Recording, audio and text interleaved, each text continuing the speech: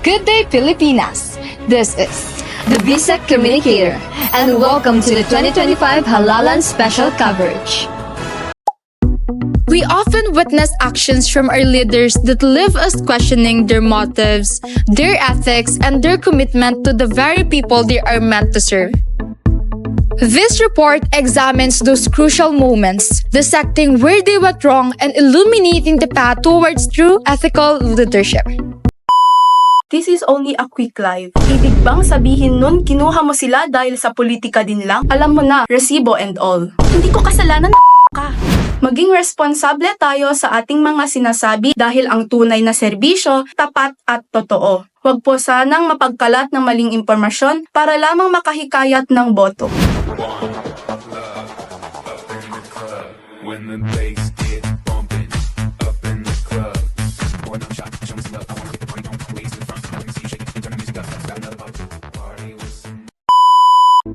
Accountability is the bedrock of trust. Leaders must be transparent with their actions and combat misinformation with verifiable facts and evidence. Mainit ba? Ako kasi hindi ako naiinitan eh. Hindi ako mainitin kaya hindi ko alam na mainit na eh. Ang hangin-hangin, ang hirap-hirap nga hindi ako nagpapaandar ng electric fan. Tigilan mo ako, hindi ako lukulo. The hallmark of effective leadership is empathy. A leader who fails to dismiss concerns with defensiveness fails to connect with those they represent. The ethical path demands respect, understanding, transparent action, and avoiding manipulation. Mga kapwa Cagayano, welcome kayo sa Usapang Pagkakaisa. The separation of church and state is a cornerstone of our democracy. Using places of worship for political campaigns isn't just disrespectful, it's an exploitation of sacred space and captive audience. Politicians should consider the context of their campaigns. 200 billion lang po ang gagamitin natin.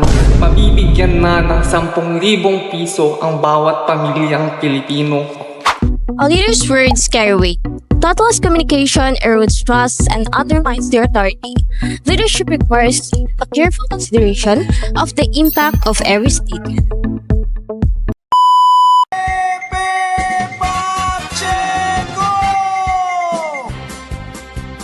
Nandirito muli ang Pepe ng Mas. Serbisyong Pepe, tikman natin.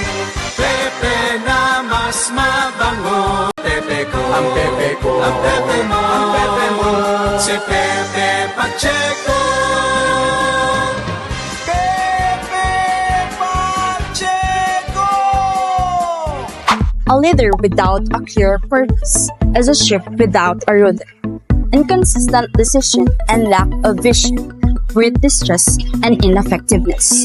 A leader is someone who drives vision, strategy, communication, and the ability to inspire others.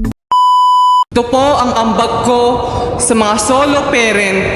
Minsan sa isang taon na babae na nireregla pa, nalulungkot, pwede pong makisiping sa akin.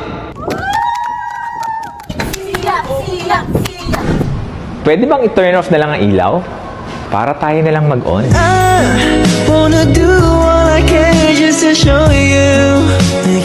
A politician making jokes that undermine women is unethical.